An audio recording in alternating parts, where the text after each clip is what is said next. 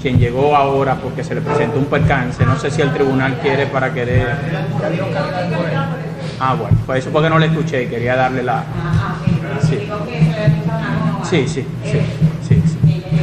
Ahora, es por ese lado. Lo otro que queríamos hacer constar al tribunal, que haga constar en acta, si es posible, es que el día 14 de septiembre del presente año depositamos por ante secretaría un inventario de pruebas adicionales que fueron debidamente notificados, el inventario, a la parte que nos adversa. Este inventario fue depositado como respuesta a un inventario de pruebas que había depositado en Central Romana, si mal no recuerdo el 17 o 27 de agosto, no recuerdo la fecha con precisión, y como ambos inventarios fueron depositados posterior a los plazos que el tribunal nos había otorgado, nosotros, siempre y cuando no haya objeción de la contraparte en aceptar ese inventario de planos e imágenes ilustrativas como prueba, pues nosotros también estamos en la tesitura, si así lo entienden, de permitir que el tribunal acepte ese inventario de pruebas que ellos depositaron. Sí. Sí, en el caso nuestro, ellos lo depositaron, si no mal no recuerdo, 17 o 27 de agosto, no tengo la fecha con precisión. Ambas pruebas fueron posterior al plazo que el tribunal nos otorgó, no tenemos objeción, en realidad son planos ilustrativos que ellos van a usar para su motivación y nosotros también, pero siempre y cuando ellos permitan que el tribunal también podere el inventario que nosotros depositamos y le notificamos el día 14 de septiembre del presente año.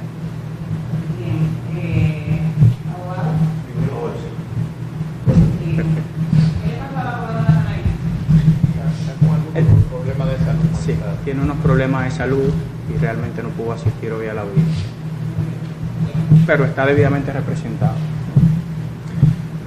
En la palabra se debe presentar todo lo que... Sí, nosotros, sí, en vista que es un caso grande y una historia de más de 100 años, nosotros hemos querido resumir para el tribunal, las partes que estamos acá, parte de la historia de este proceso, que nos permita ver en 8 pasos, en 8 antecedentes históricos, la realidad de lo que ha pasado y por qué estamos nosotros acá en el tribunal. Y quiero empezar con esta imagen que demuestra la realidad actual de los inmuebles que están en conflicto. ¿Puedes apagar esta un poco una visual? Esta línea.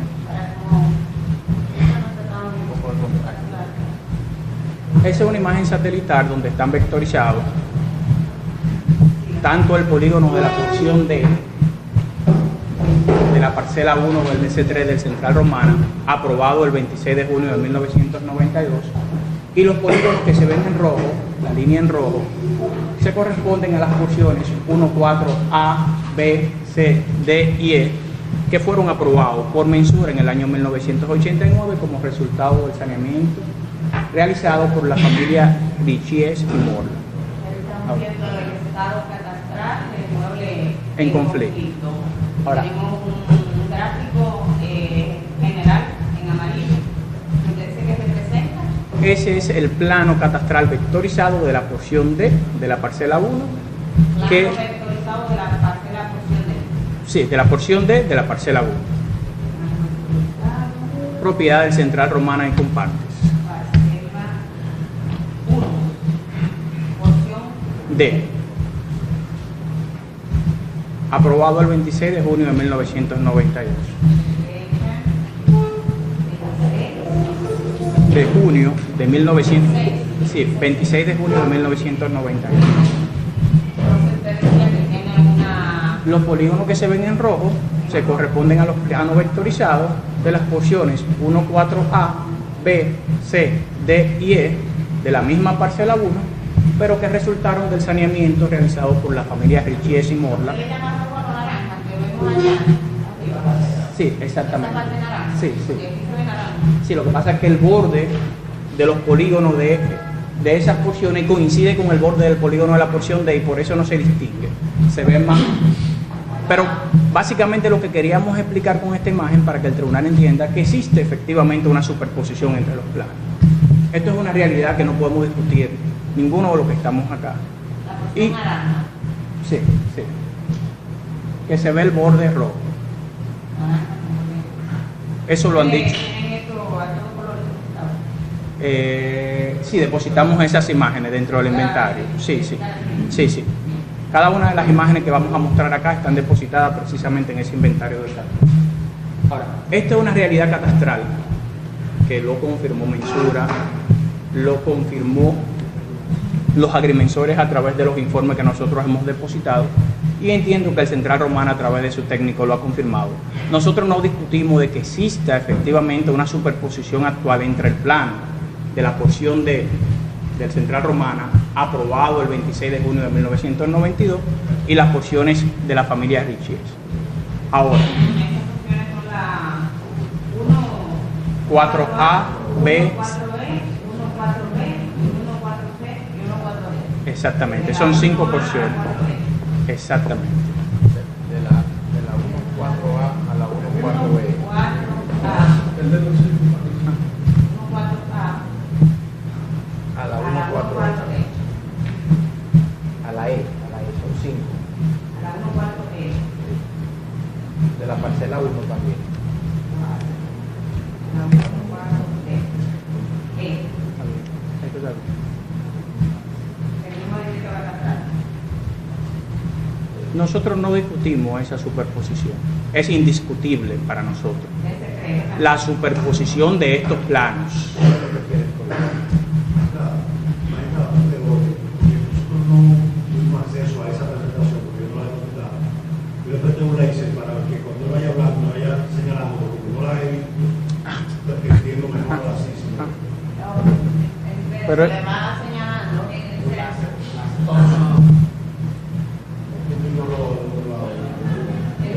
Si lo pone allá. No se ve por la pantalla, Sí lo tiene, se lo prestó. pero yo puedo acercarme. Sí, lo prefiero. Sí, sí, mejor. Yo voy a hablar de ahí también. Exacto, se puede poner más para tener. De este Si lado. no ven bien, se puede mover también. No, también yo veo bien. Para entenderlo. Hay una pantalla Hay otra allí. pantalla al lado que se ve más cerca. Mira, Que no se ve por el Continúo. Entonces, lo que quería explicar o explicar que dentro o entre los planos aprobados en el 92 de la porción de Central Romana y en el 89 de las porciones 1-4A hasta la E, existe una superposición catastral. Eso no lo vamos en discutimos. el año que los manejes rojos en el año 19. Eso es un punto que es indiscutible para nosotros. Y cada técnico, cada agrimensor que analice esos planos, con solamente verlo, se da cuenta que existe el mismo terreno dentro de esos planos.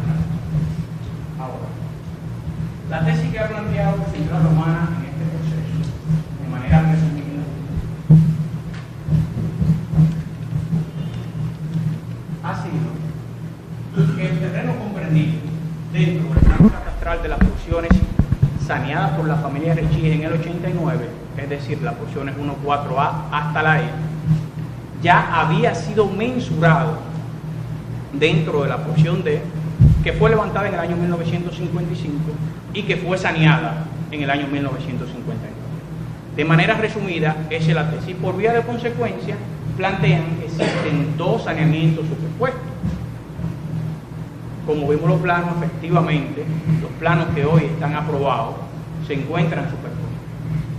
Ahora, la pregunta que debemos hacernos, y es parte de los documentos y pruebas que hemos depositado y vamos a depositar, es si el plano aprobado de la porción D, que hoy existe y que está vigente y que ha generado esta superposición, se corresponde con el plano de la porción D, que fue levantado en el año 1955 y que fue saneado en el año 1959.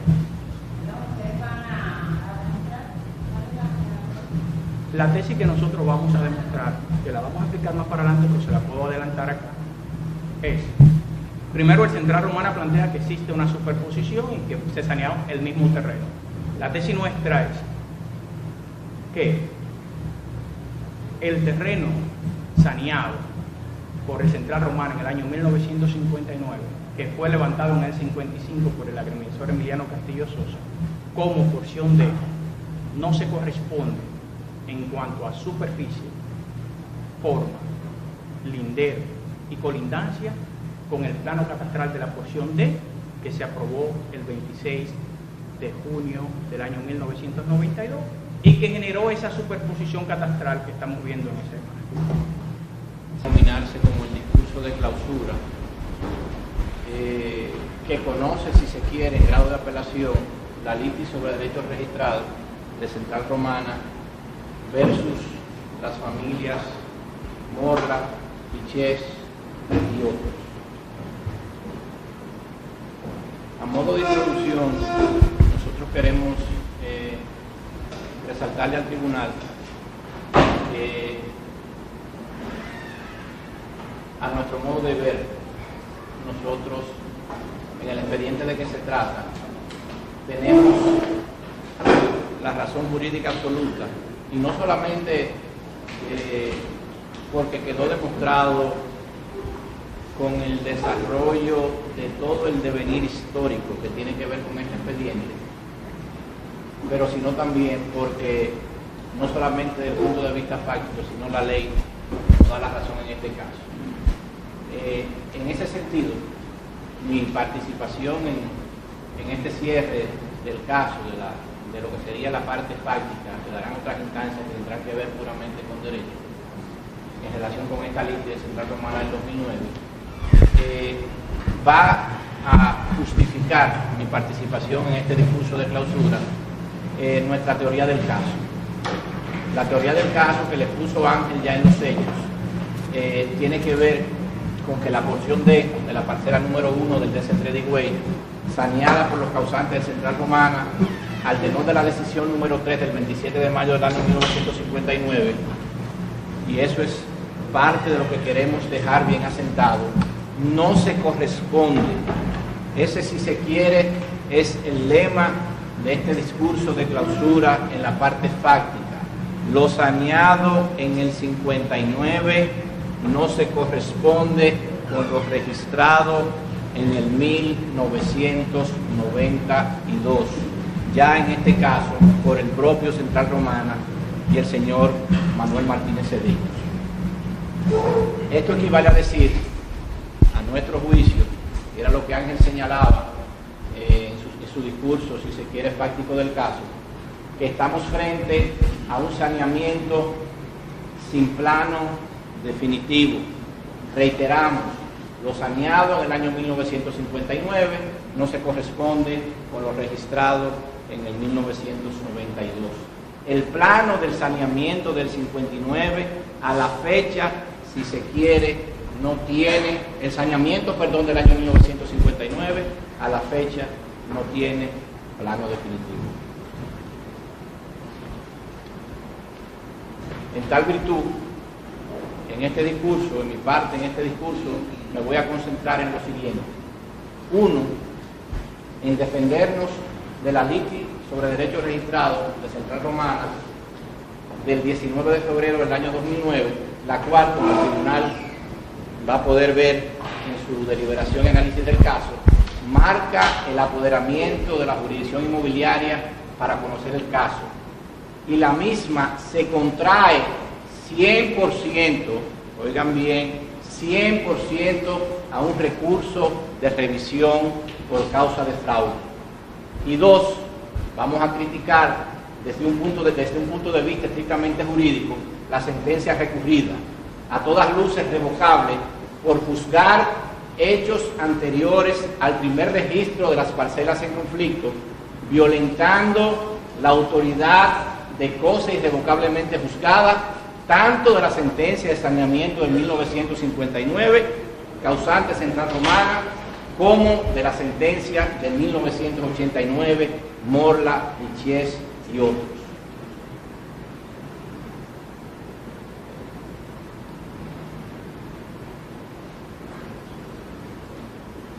En ese sentido también, este discurso de cierre, combinado el mío con el licenciado Quesada, se divide en las siguientes partes. Uno, que ya le puso el licenciado Quesada, que fue una parte fáctica, que es la historia objetiva del caso, apoyada en pruebas que reposan depositadas en el presente expediente. 2, que lo voy a exponer yo ahora, una muy breve historia procesal del caso. 3, un breve aparte sobre la sentencia del Tribunal Constitucional 0-2009-14 que recae sobre este expediente del 8 de septiembre del 2014. 4, nuestro recurso de apelación, críticas puntuales a la sentencia recurrida y la inminente necesidad de su revocación. 5, naturaleza exacta de la litis sobre derechos registrados del 19 de febrero del 2009 del Central Romana. 6, las demandas adicionales a la litis sobre derechos registrados del 19 de febrero del 2009. 7, las cuestiones incidentales. Y 8, ya las conclusiones formales.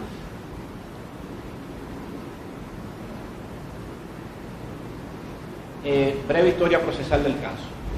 Dije ya, este caso arranca con la litis del 19 de febrero del 2009.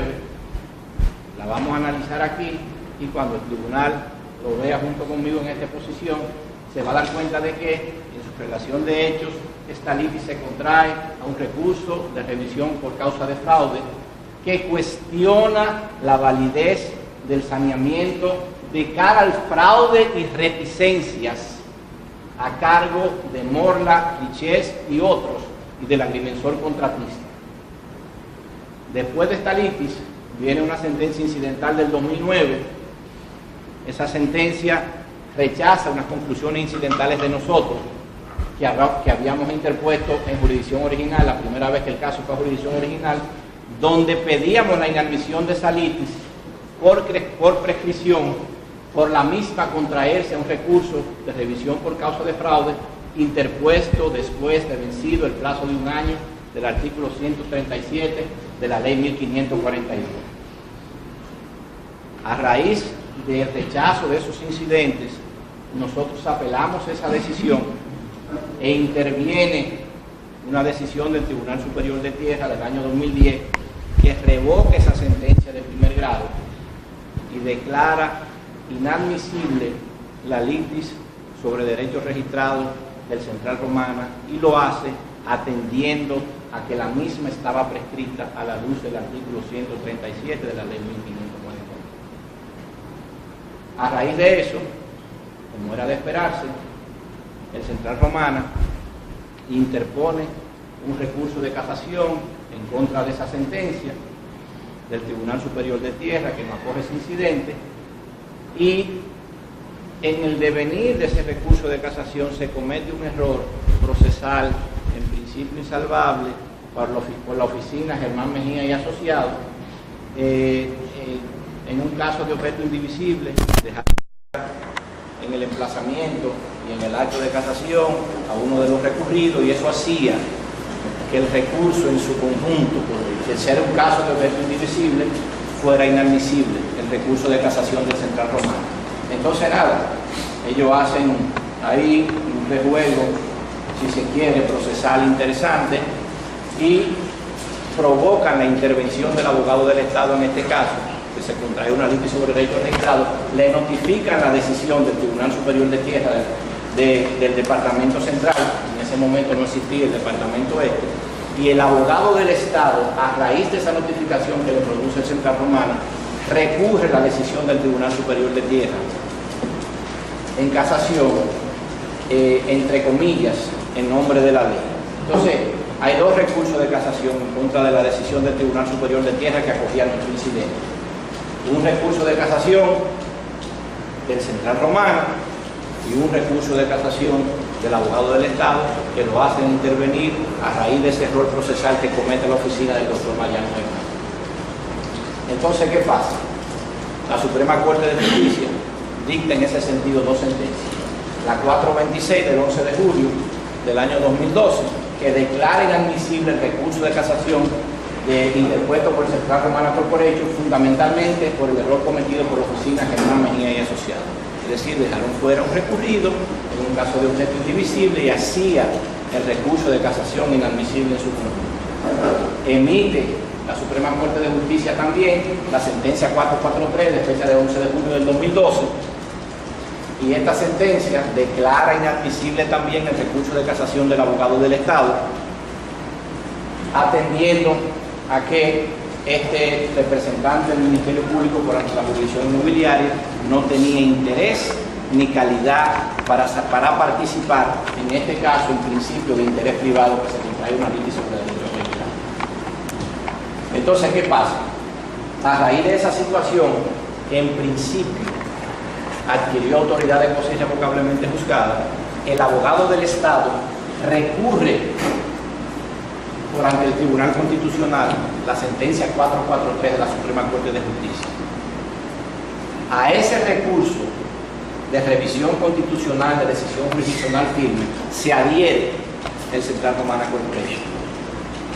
Pero asimismo, el Central Romana Corporation recurre también la sentencia 426 por ante el Tribunal Constitucional. A raíz de esta situación, el Tribunal Constitucional dicta la sentencia 0209-14 y en esa sentencia se declara inadmisible el recurso de revisión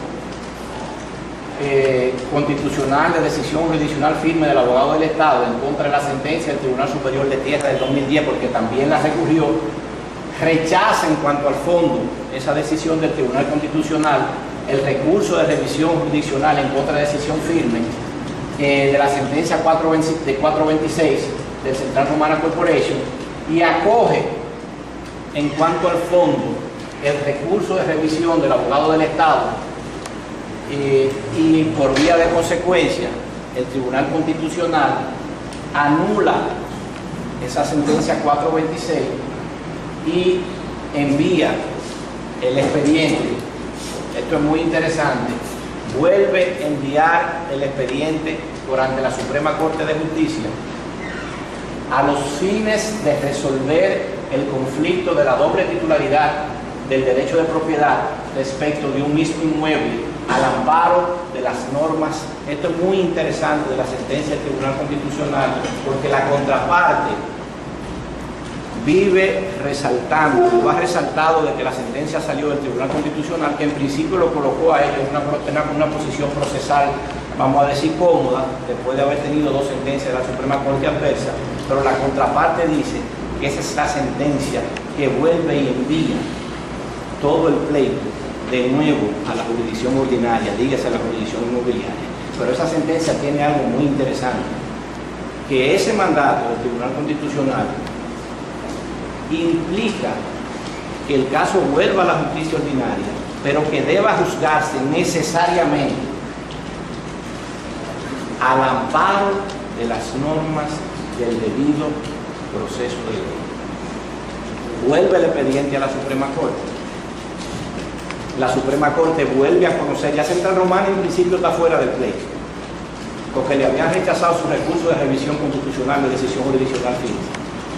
El pleito vuelve a la justicia ordinaria con el abogado del Estado, que el Tribunal Constitucional sienta un principio, a mi juicio, interesante en este caso, que permite que el abogado del Estado intervenga en una litis sobre derechos registrados.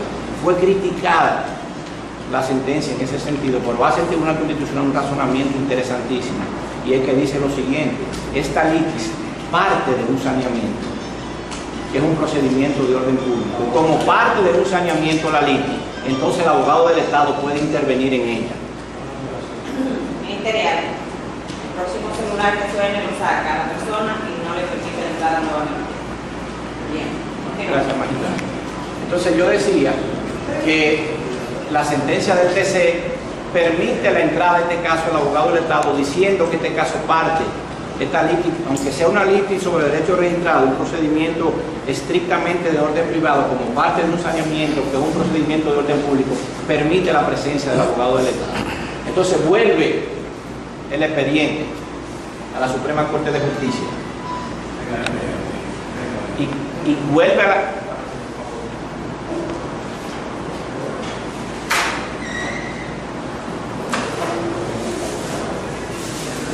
constituyen verdaderos disparates jurídicos. Yo no estoy hablando en términos peyorativos.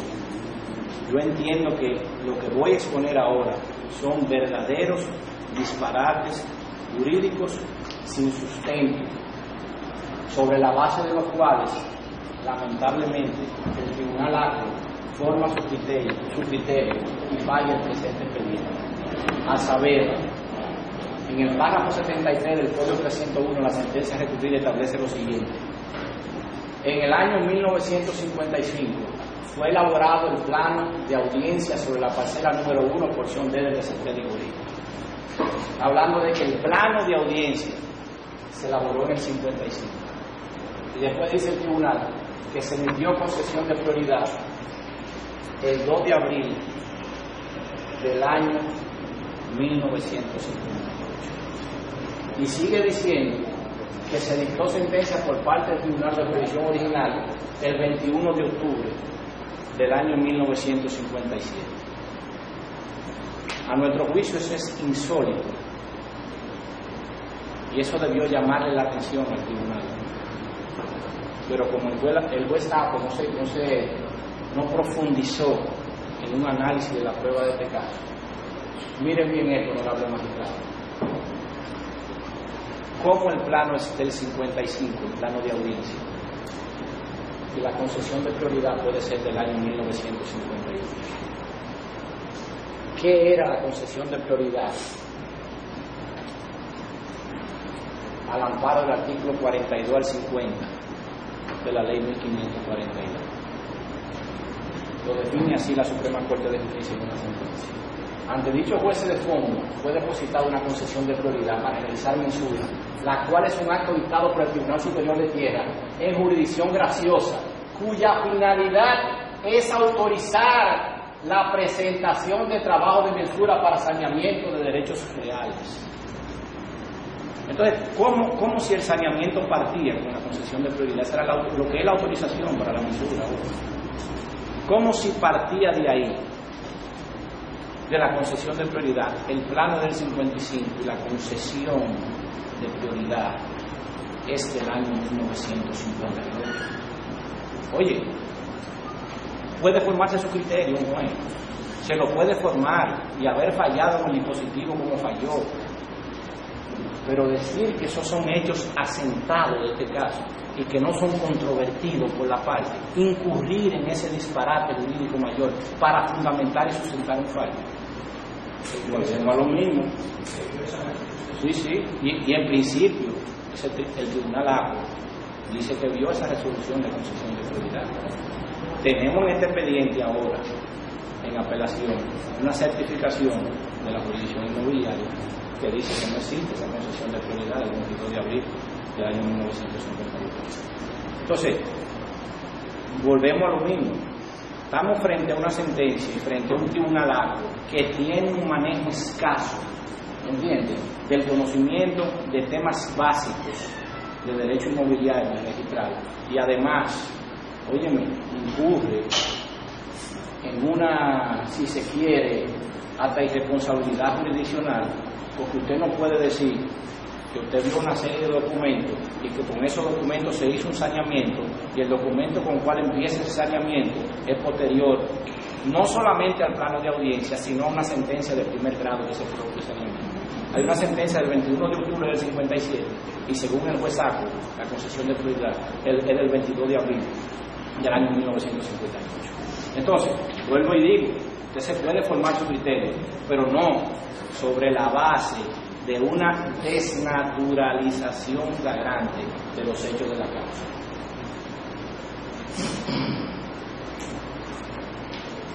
En consecuencia, cae en el terreno de la manifiesta ilogicidad jurisdiccional la reconstrucción práctica del caso que hace el Tribunal ACO, toda vez que resulta una incoherencia mayor que la concesión de prioridad para saneamiento catastral de la porción D, date del año 1958, y el plano de audiencia para dicho saneamiento, date del año 1955.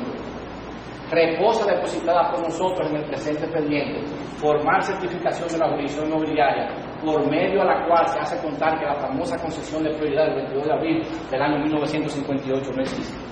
Entonces, ¿qué fue lo que dio el Tribunal de Primer Grado para afirmar eso y escribir en su sentencia? Del mismo modo, la concesión de prioridad en cuestión no ha sido depositada por Central Romana ni sus abogados en el expediente de primer grado ni en el presente expediente. de mayor gravedad resulta la indigencia jurisdiccional en la que está el Tribunal Acre cuando afirma que el Tribunal de Jurisdicción Original dictó sentencia del saneamiento en cuestión el 21 de octubre del año 1957, pero de manera inexplicable la concesión de prioridad que marca el origen de dicho saneamiento del 22 de abril del año 1958.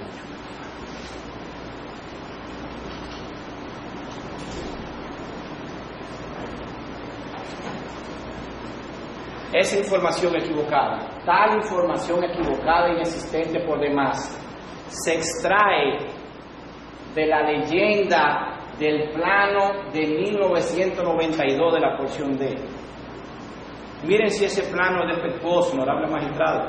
El plano del 92, el primer plano definitivo de la porción D, tiene en su leyenda que la concesión de prioridad de la porción D, que fue saneada en el 59 y originalmente medida en el 55, es del 22 de abril del año 1952. Ese solo detallito se lleva por la borda la legalidad de ese plano.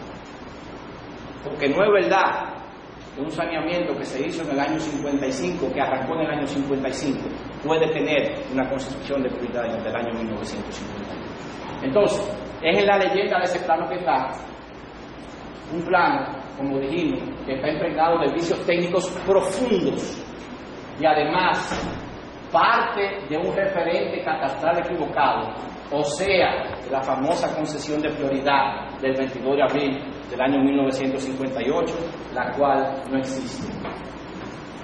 Hemos explicado que el agrimensor que supuestamente confecciona este plano en el año 1992 había fallecido en el año 1973.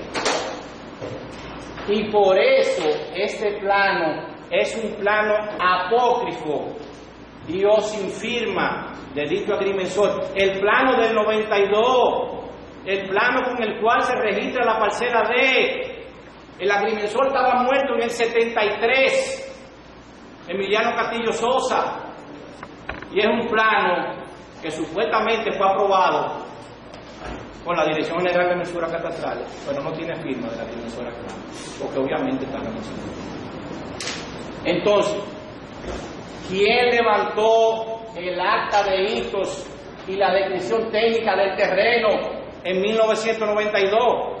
Ese plano surge de un acta de hito y de una descripción técnica. ¿Acaso esa acta de hito y descripción técnica no hace referencia también a una supuesta resolución del Tribunal Superior de Tierra de concesión de prioridad del 22 de abril de 1958?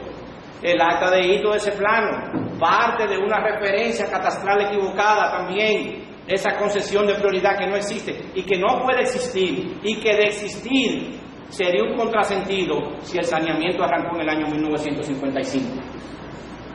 Y aquí voy. Entonces, estamos frente a un trabajo de gabinete, es decir, jamás se fue al terreno a los fines de levantar dichos hitos y descripción técnica para luego confeccionar el plano en cuestión, y mucho menos pudo haber ido el agrimensor Emiliano Castillo Sosa, quien había fallecido 20 años antes de la confección de dicho adefesio técnico que constituye el único y primer plano definitivo de la porción D.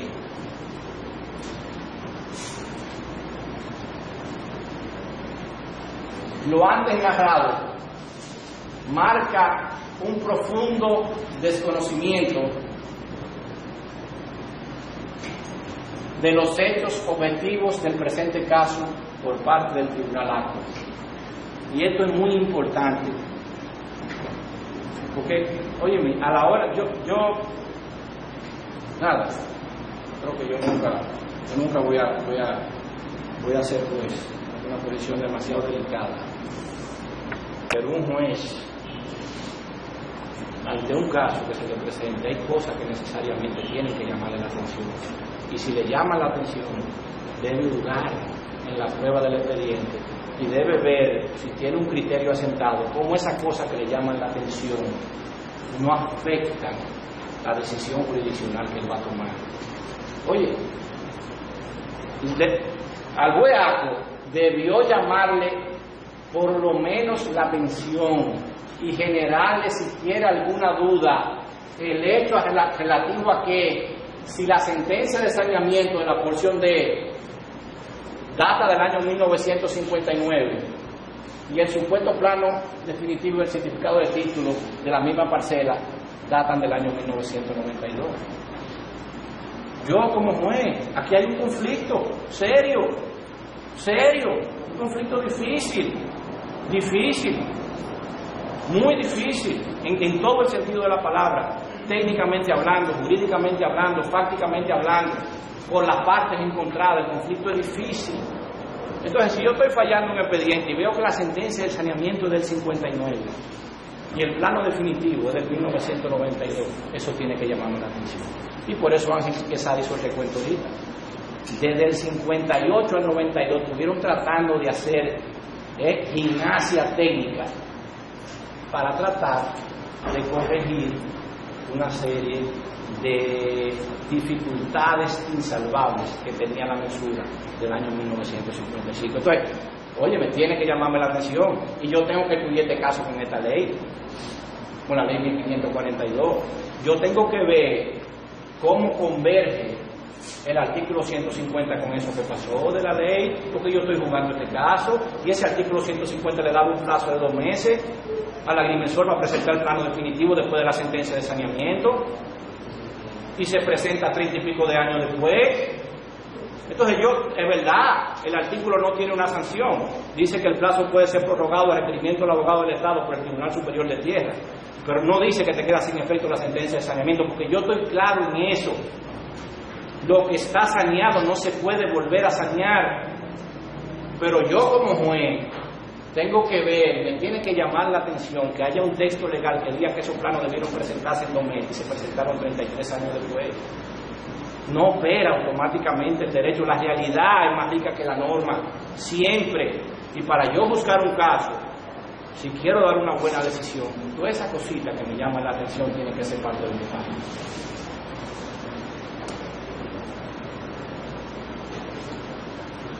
Ese es el artículo 150, y ya aquí hay otra suerte de antinomia jurídica que tiene esta sentencia. Con base al contraste técnico de este supuesto plano, con base al contraste técnico de este supuesto plano del 1992 de Central Román y Manuel Martínez Cedeño, con los planos del 1990 de Mola, Richez y otros, es que el Tribunal Apro da por sentado que se trata de 2 saneamientos superpuestos. Misma realidad que se desprende de los diversos informes técnicos cartográficos de mensuras rendidos al efecto. Ahora bien, quitando el informe técnico que presentamos, y por eso le decíamos al tribunal en la audiencia de prueba que era tan importante mandar el expediente a mensura, a que se comprobara eso que nosotros estábamos diciendo en esos informes que depositamos. Pero hemos probado con esos informes de nosotros, de manera indudable hemos probado en este plenario, que desde el punto de vista técnico, lo saneado por los causantes del Central Román en 1959 no es lo mismo que lo registrado por el señor Manuel Martínez Cedeño en el año 1992. Obran en el expediente depositado por nosotros diversos informes cartográficos particulares que así lo demuestran.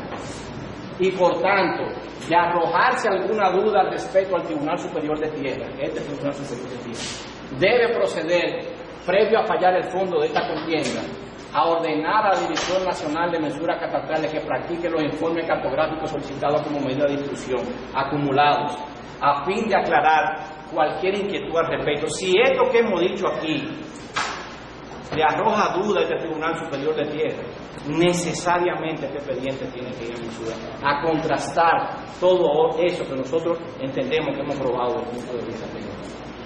Ninguno de los informes de mensura que cita la sentencia recurrida compara, aquí es que voy, técnicamente, los referentes catastrales del saneamiento de 1959 con los referentes catastrales del saneamiento del año 1989. Compara eso, 92 con 90. pero no comparan referentes catastrales del 59 con referentes catastrales del año 1999. Y de ahí es que el tribunal parte de una base equivocada de que se tratan de 2 saneamientos superpuestos.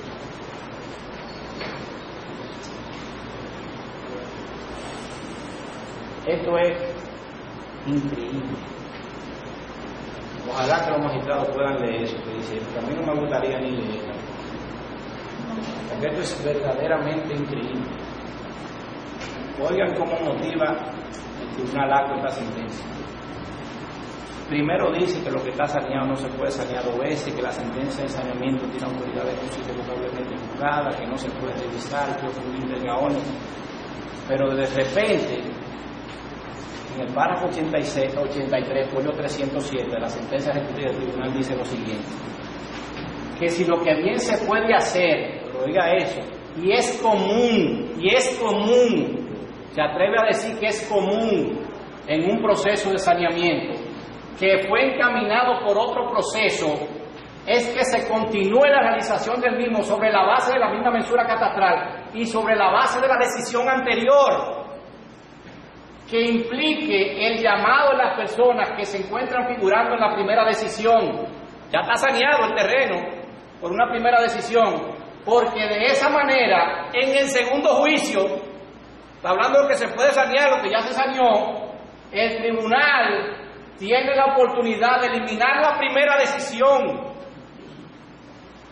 Óigame bien, conforme a un abandono de la primera por una nueva posición interrumpida a título de propietario que sea debidamente demostrada, lo que tampoco se configura en el caso que nos ocupa. Esto es, la sentencia que haya saneado en primer término y que no haya sido ejecutada será la base del saneamiento, un terreno saneado, porque con esto se demuestra la falta de interés de los primeros y que han abandonado su posesión, lo que no se hizo en este caso. Decimos que nosotros no hicimos eso, porque lo que debió pasar, según la tesis del Central Romana, que yo la comparto 100%, lo que ellos sanearon no se puede volver a sanear, y lo que nosotros saneamos tampoco se puede volver a sanear. Ahora, lo que hay que ver y probar aquí es si lo que ellos sanearon en el 55 fue lo mismo que nosotros hicimos en el 80.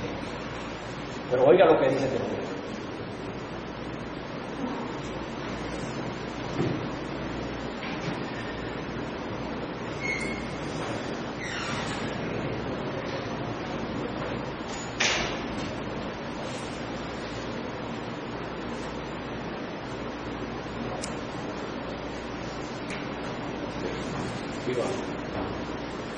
Mire cómo yo concluyo en relación con esto.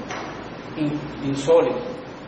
Estamos frente a un caso de contradicción de motivos en un mismo considerando la sentencia recurrida, el cual reconoce como principio inquebrantable la autoridad de cosa irrevocablemente juzgada la sentencia de saneamiento, pero al mismo tiempo tira por la borda tan importante declaración de principio y se incurre en el disparate de establecer que un inmueble objeto de adjudicación por vía de saneamiento catastral y cuya posesión, por la razón que fuere, es descuidada por el adjudicatario original, se puede volver a sanear por sus nuevos poseedores, siempre y cuando se cumpla con la regla de la prescripción adquisitiva, se cite al adjudicatario original este nuevo proceso de saneamiento y se mantenga la asignación catastral originaria del inmueble, todo lo cual daría al traste con la revocación de la primera sentencia que salió ese mismo terreno. Y de verdad hay que felicitar al Tribunal Acta por su creatividad sin límite en la creación de este nuevo procedimiento por ante la jurisdicción inmobiliaria. No obstante, el mismo constituir un invento al margen de todo sustento normativo y jurisprudencial, o sea, un disparate jurídico mayor. Entonces, eso es esta sentencia recurrida a nuestro juicio. Óyeme, un completo desastre jurisdiccional que, óyeme, hace que choque una serie de principios. Primero lo defiende, después lo tira por la borda, lo vuelve a recuperar, lo vuelve a tirar por la borda de nuevo, llegando al punto de incurrir en la creación de categorías normativas, diciendo que este proceso se puede hacer y que es común en el saneamiento hacer eso. Que alteran la causa y el objeto de la demanda principal y por tanto violenta e infringe el artículo 464 del Código de Procedimiento Civil y el principio de inmutabilidad del proceso.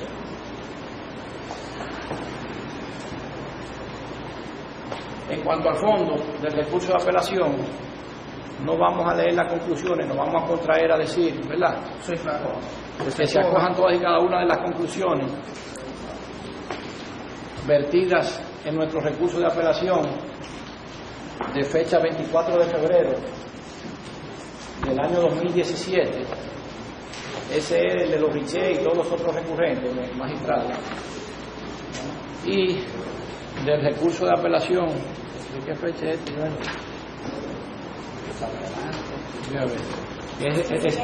Para todos los recurrentes. Sí, para todos los Para recurrentes. todos los Sí, sí. ¿De qué fecha el de Natanael? Ahí está, míralo ahí. 24 de febrero del 2017. También del 24, el recurso de apelación del 24 de febrero del 2017. Y recurso de apelación del 24 de febrero y 24-2 del 17, ambos son. Sí, sí. Los dos. Sí. Magistrada, que se nos otorgue Porque hay uno que se está fusionado, de la señora el de la señora Nancy, sí. Nancy, Sí. está en el general. Está en general también. Y estamos, los dos son del 24 de febrero, el de Natanael también, el de Madeline Mesa. Se nos otorga un plazo de 30 días, una vez intervista la nota de audiencia, a los fines de producir un escrito ampliatorio y justificativo de la presente conclusión.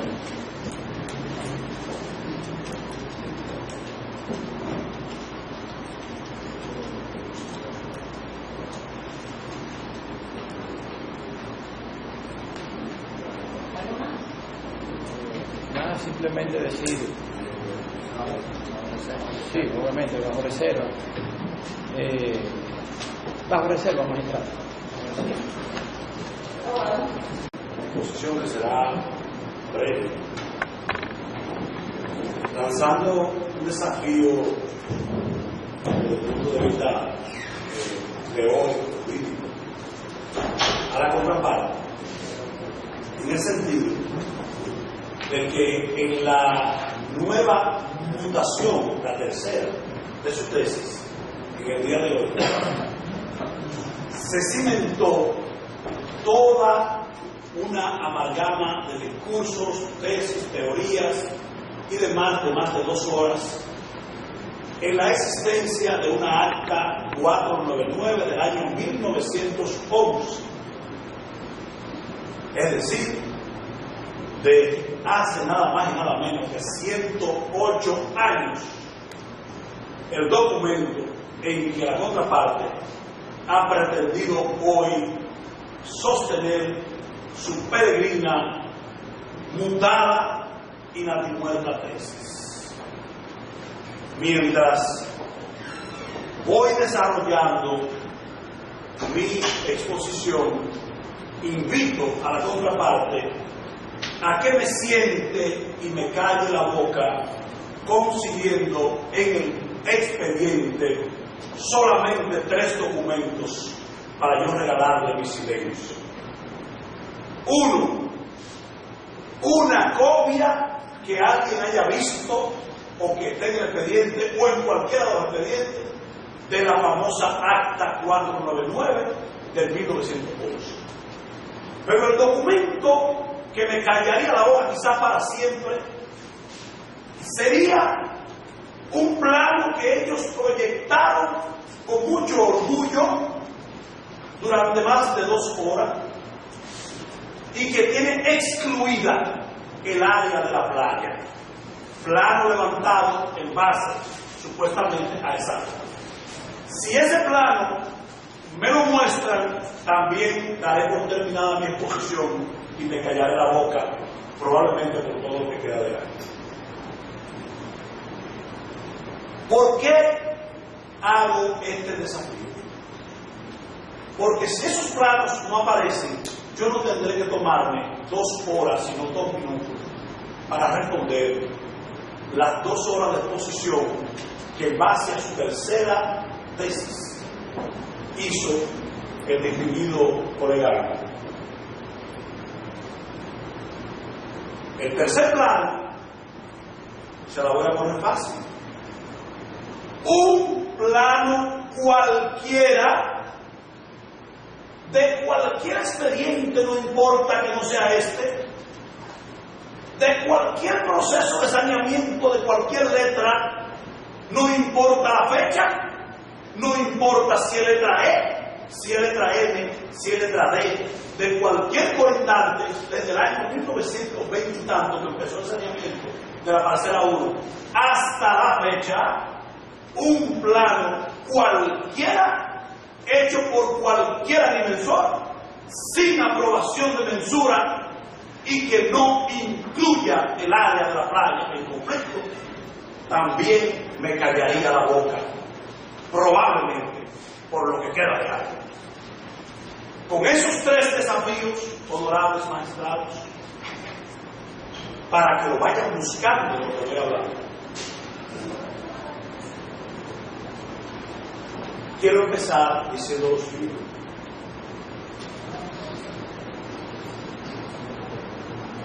Yo medité mucho usar este material o no usarlo, porque me parecía un contrasentido que yo pusiera a la contraparte a hablar lo que probablemente hoy no han querido decir,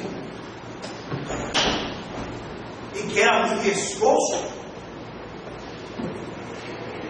argumentar mi demanda y defenderme de la de ellos en base a las palabras de ellos, habiendo ellos abandonado con una humildad sin precedente. Recuerdo las palabras de ese Nobel y joven abogado en la pasada audiencia, cuando dijo sí y bajó la cabeza. En cierta medida hemos abandonado nuestra primera tesis. Se necesita ser hasta cierto punto grande de carácter para hacer eso. Porque este caso empieza en el 2009 y empieza con una tesis que dice: primero en el tiempo es primero en el registro y por tanto primero en el derecho, y este es un caso matemático donde no hay nada que discutir sobre la legitimidad de los derechos de nadie. Esto es matemática pura, decía el doctor Carrera. Título primero, tierra es del dueño de ese título, que el derecho es del más veloz, decía el doctor. Nosotros en cambio decíamos, no es así. El registro determina la prioridad o prelación de actos subsecuentes al primer registro, pero no la validez del primer registro, donde no hay principalía respecto de la fecha, sino respecto de la legitimidad del derecho adjudicado. Ellos decían, el saneamiento termina con el título, y nosotros decíamos, termina con la sentencia de adjudicación, aunque culmina con el título.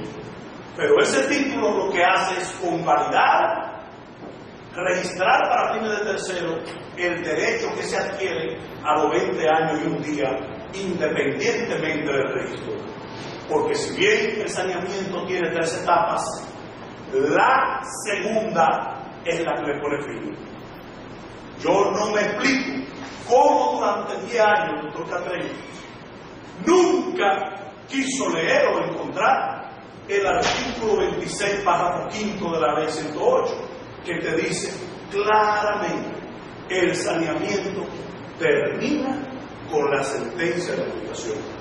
Tampoco quiso encontrar la vieja ley que decía que la sentencia ponía fin al saneamiento porque depuraba y registraba los derechos.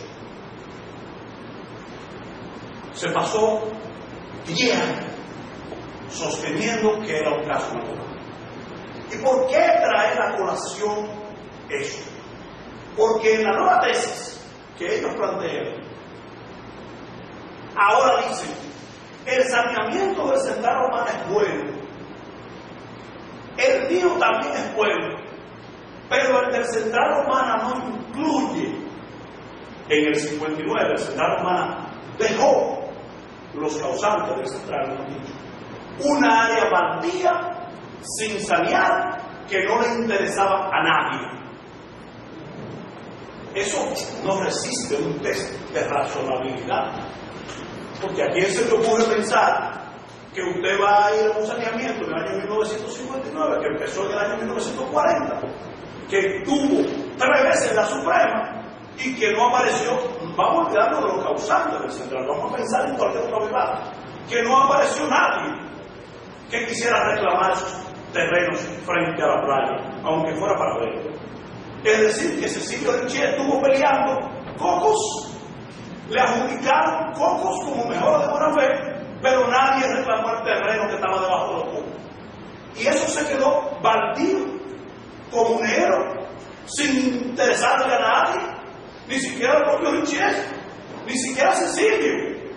Entre el 59 y el 89 no vio un dedo. Me parece sinceramente una tesis infantil. ¿Qué pasa?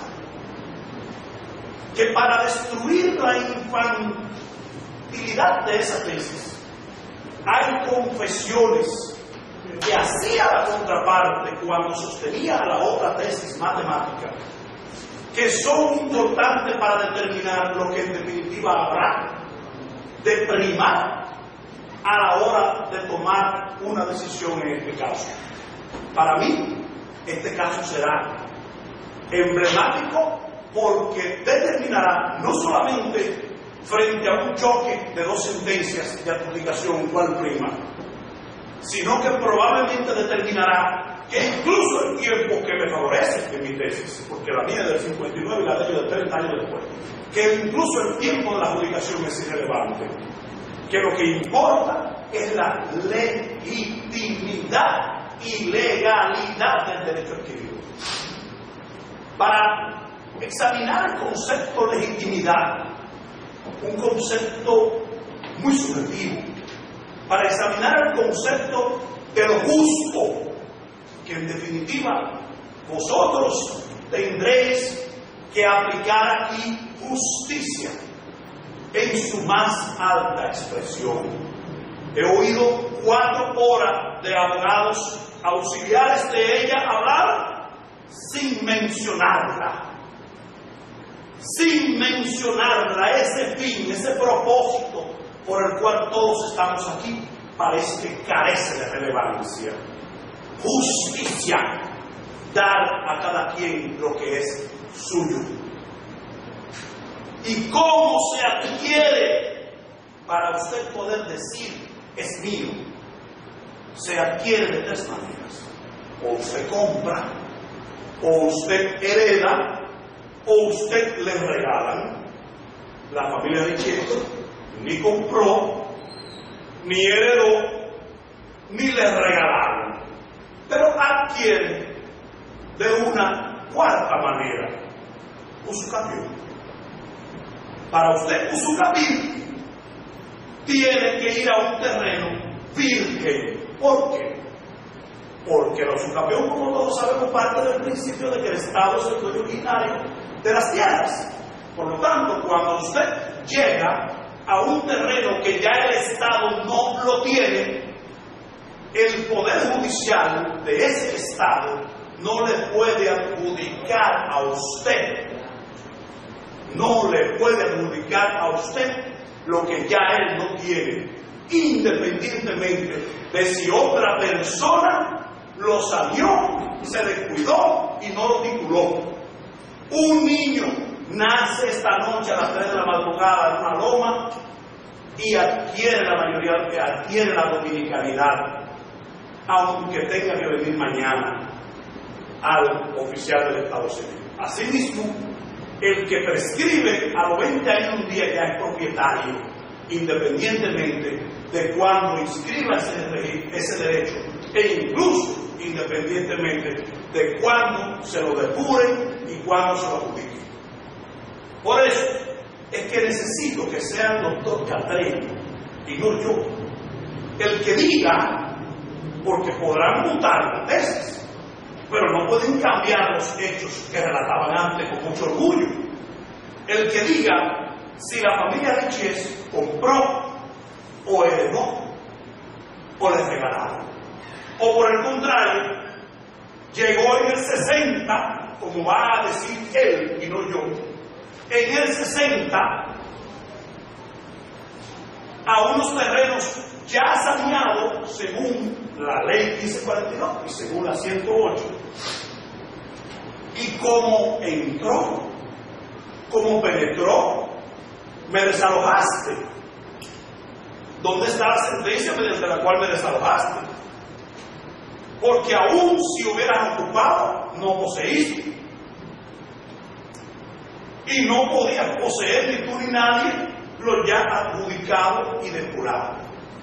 Entonces yo quiero, con un poquito de pena, que sea él quien nos plantee a los oyentes y especialmente a los jueces la verdad, porque hoy hay otra verdad técnica a la que yo no voy a rehuir.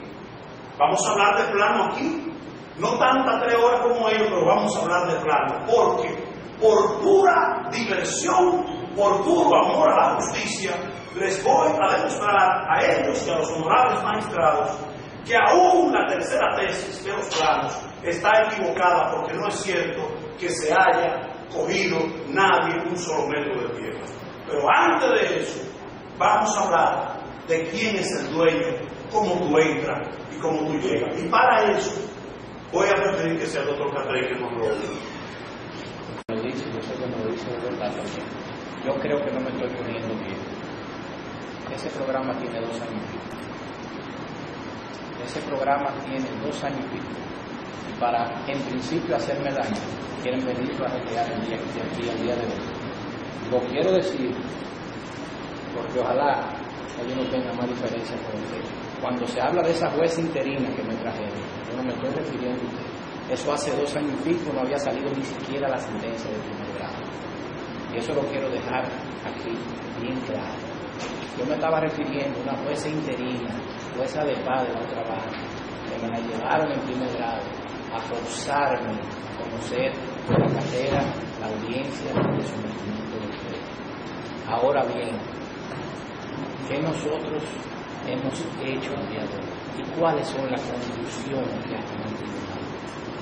Yo quisiera saber si el tribunal puede fallar, o si era juez Julito Macinto, o si el colega Yanes tenía algún papel jurisdiccional de auxiliar de la justicia en ese momento.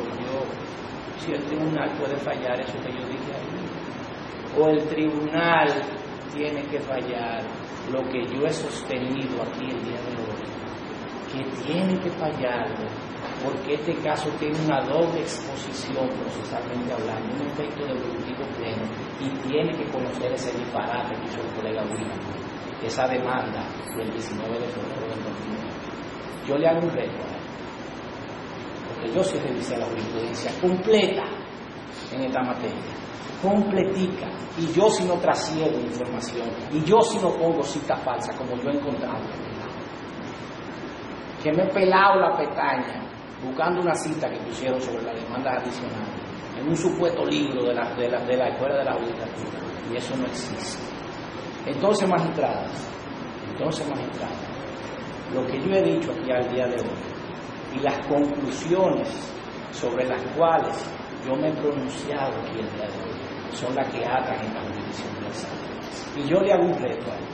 Toda esa sentencia que él señaló ahí, que yo le he revisado todita, que yo comparto esa tesis de que saneamiento sobre saneamiento no cabe, y lo que ya se saneó no es saneable y no se puede volver a sanear. Yo comparto esa tesis. Pero usted sabe en el marco de qué acción se dieron. En el marco de conocimiento de un recurso de revisión por causa de fraude.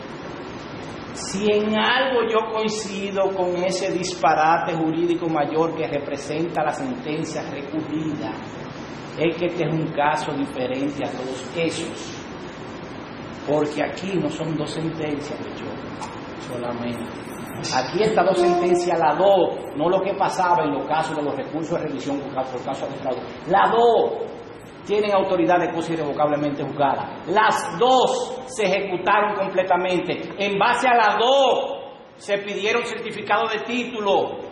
Y como se le debe protección a ellos, se le debe protección al hijo Machepa también. No solamente al Central Romano, honorable magistrado.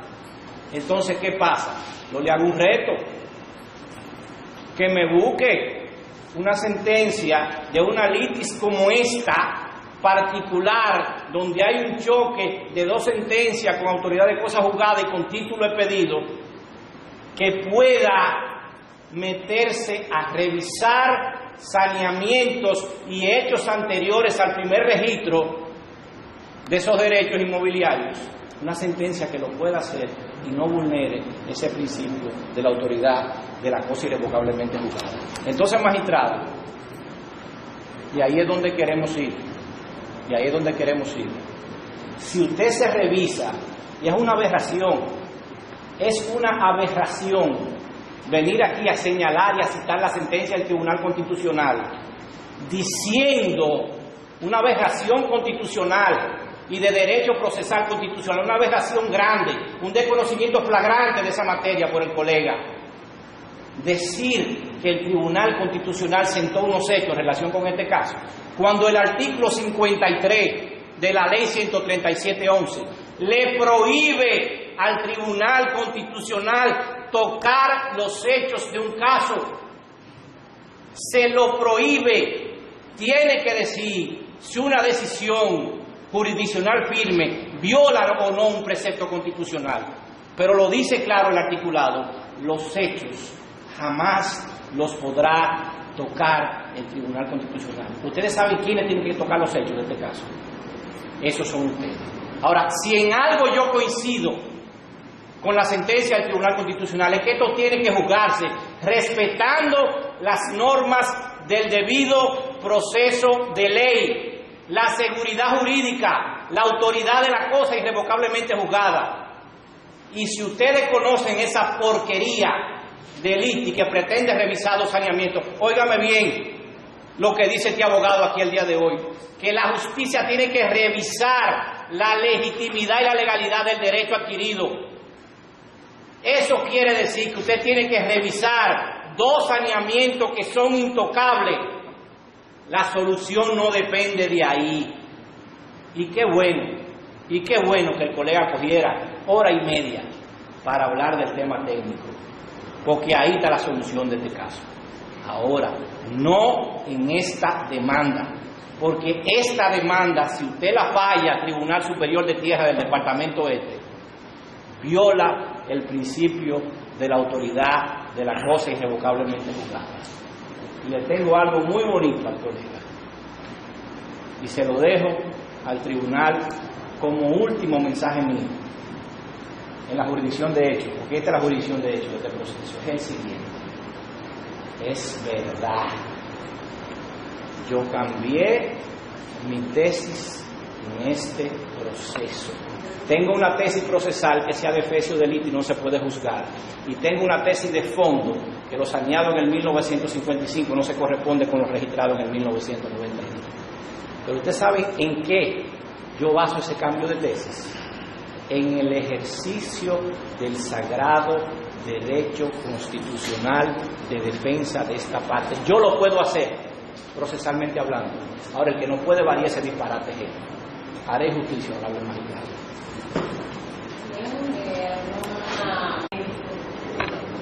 Como entenderán, tenemos un acta que la secretaria necesita tiempo para transcribir, bastante larga, de modo que el acta va a estar disponible para fines de entrega el día 5 de octubre del año 2018, viernes 5 de octubre de 2018, podrán abogados todos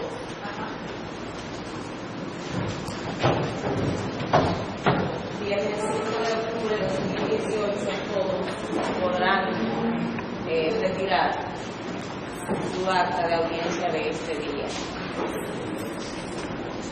A los fines de que no resulten lesionados también con sus respectivos escritos, ya que en definitiva necesitan del acta íntegra para poder hacer sus escritos de defensa, conclusiones finales, se le otorga un plazo de 15 días a la parte recurrente, a las partes o recurrentes. El abogado pidió un plazo de 30, pero la ley establece un plazo máximo de 15 días, a los fines de que depositen sus respectivos escritos de conclusiones.